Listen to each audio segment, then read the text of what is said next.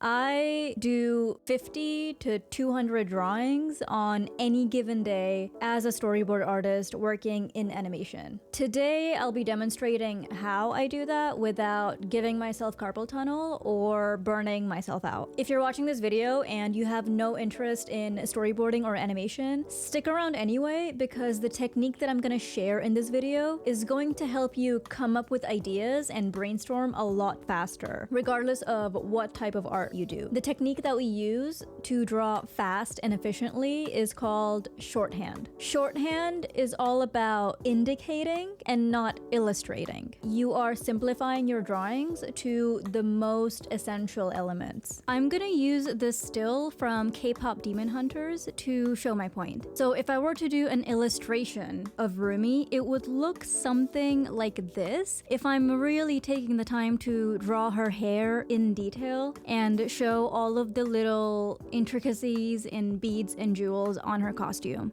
When I use the shorthand technique, I simplify it and I don't show anything except for what I've deemed to be the most important stuff. Her expression, her hair, because it's so distinct, the little earpiece that she has. Whatever the focal point of your drawing is, you want to make sure that that has the most contrast and the most detail. Anything that is not important to getting the idea of your drawing across can just be a suggestion. Here are some actual storyboards from the film. You can see the shorthand technique works best if you're in an environment where getting the idea across is more important than making a pretty drawing. Here's another example of what it means to illustrate all the details versus just indicate what's important. So to demonstrate my point, I am gonna do 100 drawings in the next 8 hours. It's almost 2 p.m. right now, so I guess I'll be working until 10 p.m. today. Regardless of what kind of artist you are, I really hope this video and this approach that I'm about to share helps you with speed and efficiency. And even if you have no interest in art, stick around so you can see me suffer for the next 8 hours. Am I gonna regret this?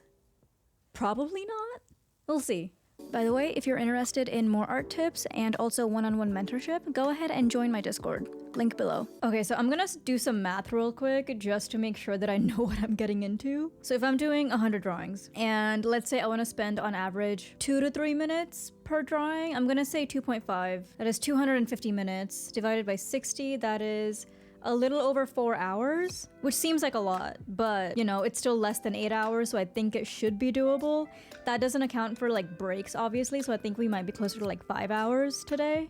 Obviously, if I'm, storyboarding at a studio, I don't get 8 hours worth of drawings done in 4 hours because there's a lot of troubleshooting and problem solving that goes into the storyboarding process that you won't see today. But if I show you that I can draw really fast, at least your drawing speed is not going to be the bottleneck in the situation. You can focus on generating ideas, brainstorming, and just getting stuff down on paper as opposed to being hung up on the actual drawing part. Okay, let's dive in. I am gonna start with some warm-up drawings. I tried to talk and draw at the same time while filming this video, and it did not work out, so here's a voiceover instead. Warm-ups are really important because they make you faster. They're all about shaking off the rust, training your eye, and getting your hand moving. By the end of your workday or your drawing session, you will be faster. 30-second warm-ups especially are really great because they force you to simplify and only look for the most important stuff. You can't make a perfect drawing in 30 seconds. That's not possible, and that's not the point. Warming up is about getting in the flow state and not necessarily making a perfect drawing.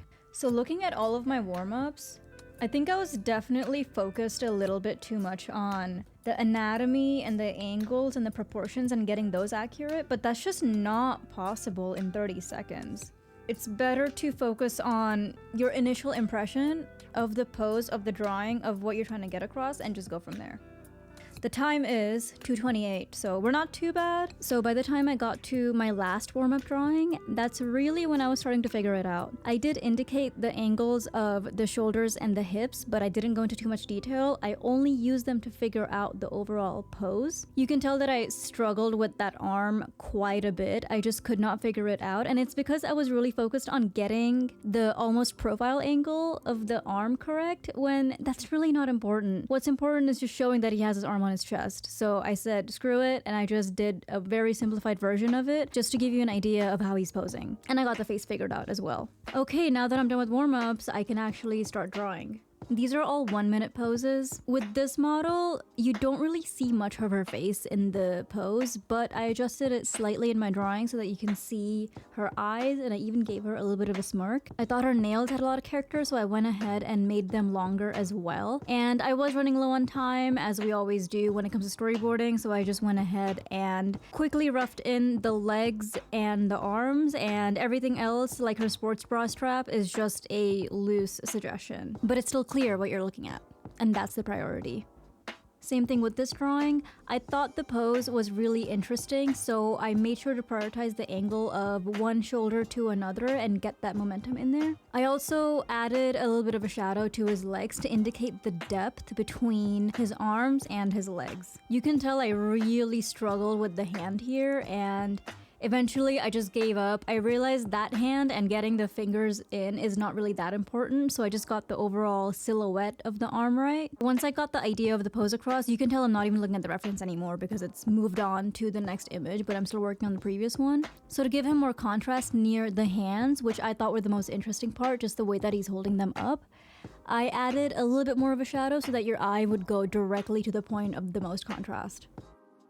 When it comes to shorthand, you really have to focus on the silhouette first and foremost, and everything else just goes in a hierarchy of importance. I thought that the way that his hands are gripping his leg, I thought the way that his left arm is gripping his leg was really interesting, so I made sure to really show that weight over there. And the other one, I just left it as kind of like a claw. You can see in all of these drawings, I'm not trying to do an anatomy study. I'm not trying to have accurate proportions. I look at the pose, I get a really quick initial first impression of it, and I'm just trying to indicate that expression and get it across.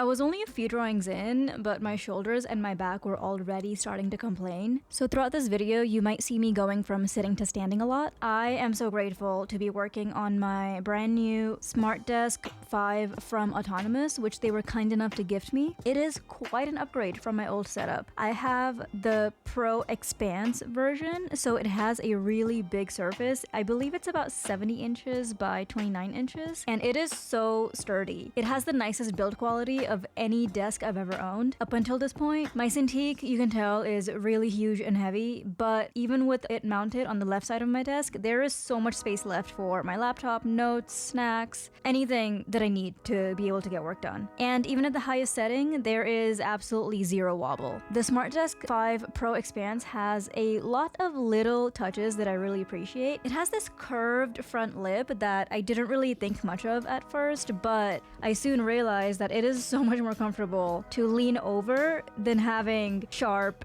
desk edges digging into my arms. It has a built-in cable tray that is really sturdy as well. It helps tame all of my chaotic cables, and it even came with integrated power strips, so I can get all of my bulky adapters like my Cintiq power brick out of the way. The touchscreen panel that you use to manipulate the height is also really nice. I highly recommend the Autonomous Smart Desk 5 to anyone looking to upgrade their setup. If you're interested, you can use my code SETUPSIA to get 5% off any Autonomous product on their website. Thank you so much, Autonomous, for gifting me this desk. Let's get back to the video.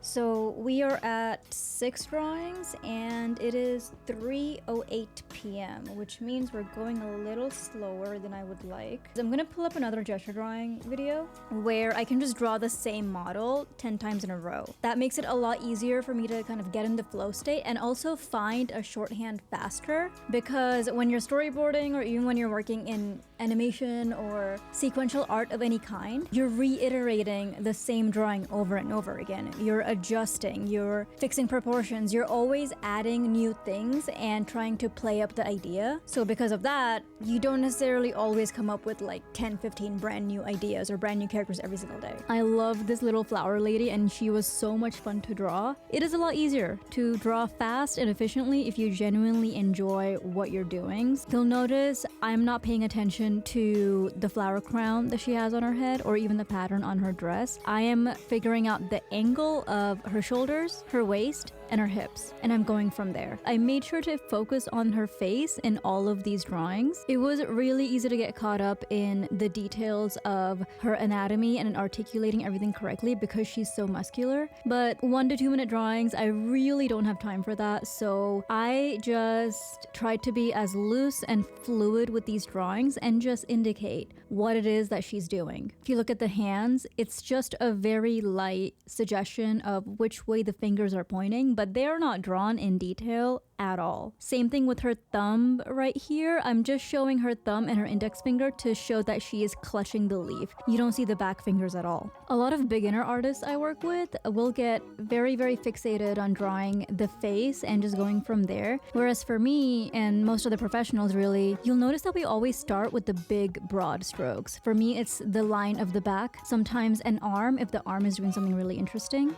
For this drawing, for example, it's really the hands that sold me on this pose. I thought they were just so expressive, so the legs were really just an afterthought. I just indicated them enough to show how she's balancing herself, but all of my other time went on the hands.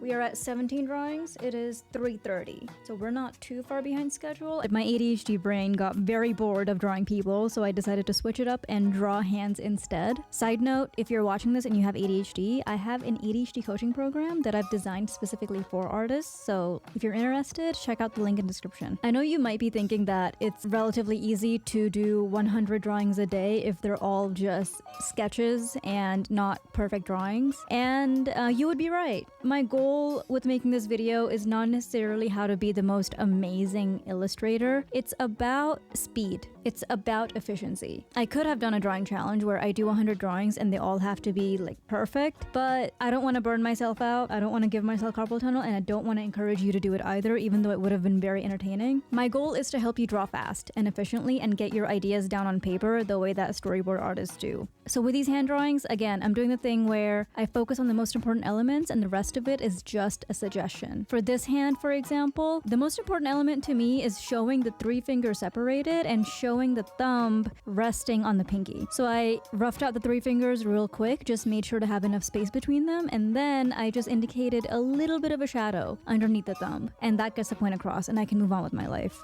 You can tell I'm really starting to hit my stride, and my strokes are a lot more confident than they were just an hour or 2 ago.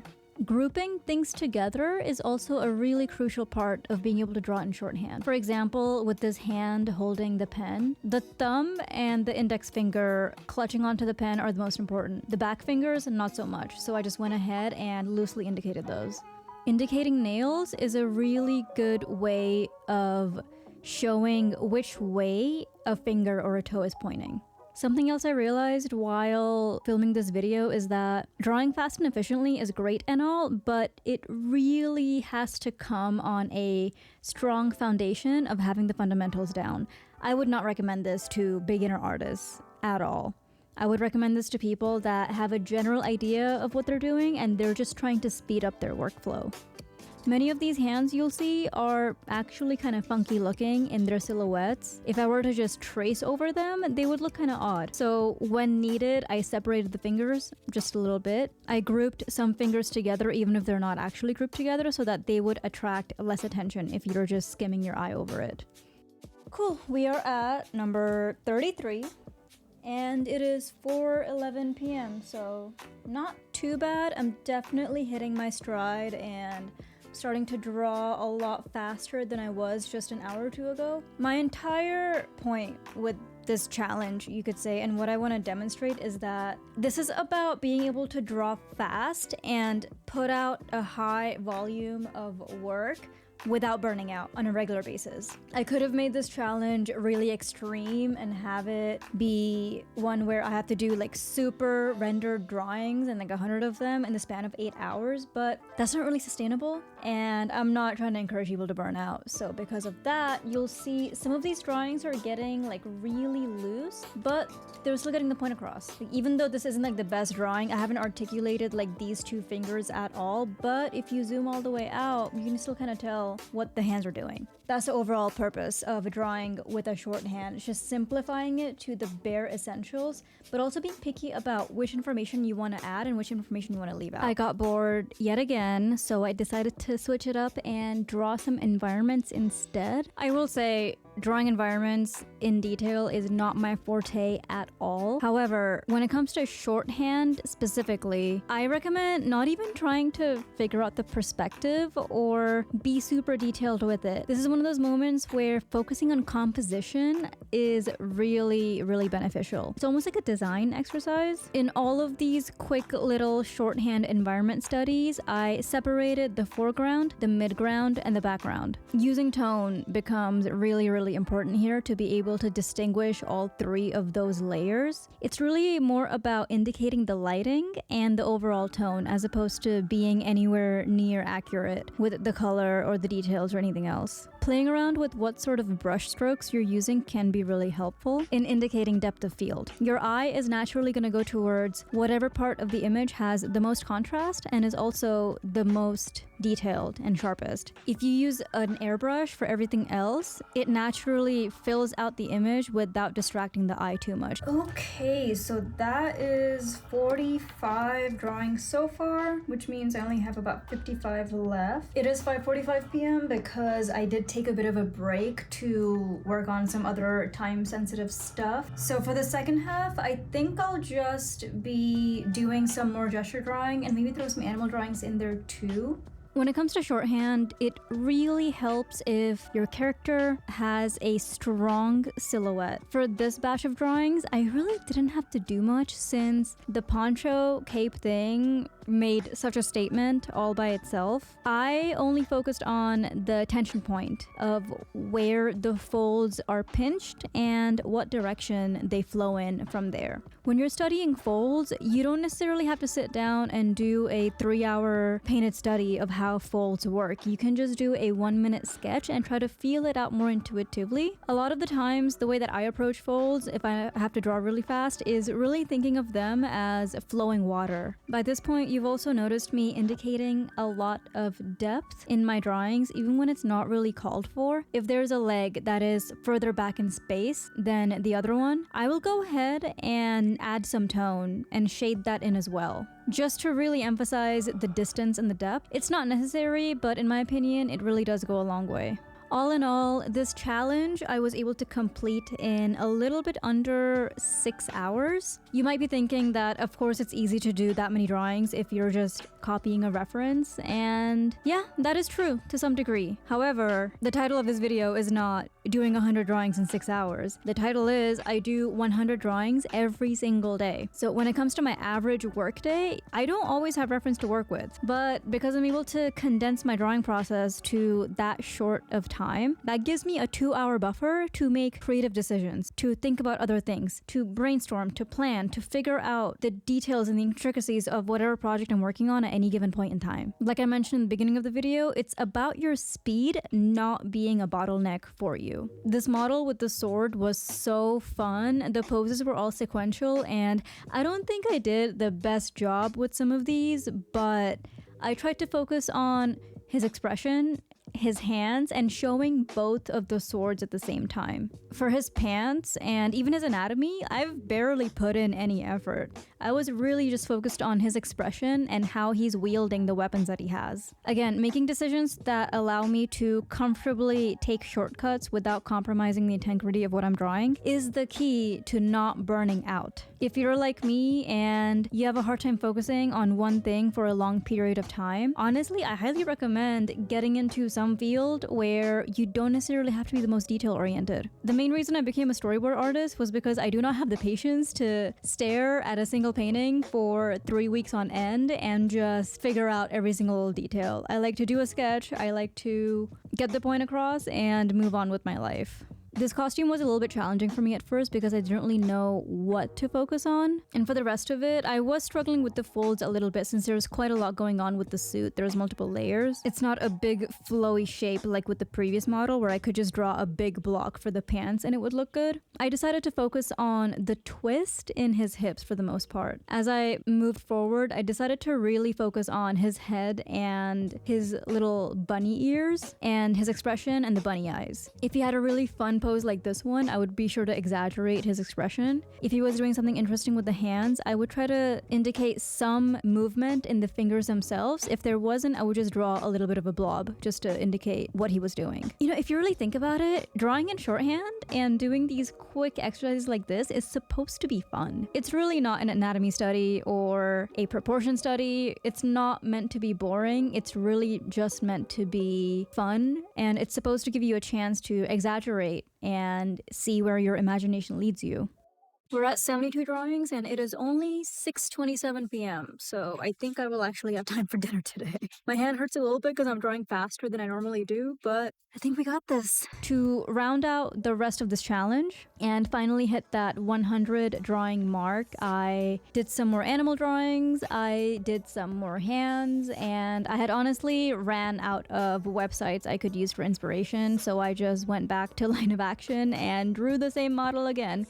Unfortunately, my OBS did decide to tap out at this point because I had hit the 5-hour mark. So for the last few drawings, unfortunately, I don't have a screen recording with the timestamp and the reference and everything. So we're just gonna have to work with the Clip Studio time-lapse that was recorded. But rest assured, I did do all of those drawings within the day. You can tell my lighting, my outfit, my expression is still the same. So don't come for me in the comments.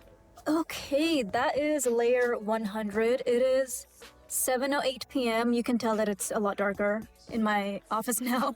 Thank you guys so much for watching. If you made it this far, I really appreciate it. If you want to join my Discord or if you're interested in my ADHD coaching program, the links are going to be in the description box down below. I'll see you guys next time. Bye!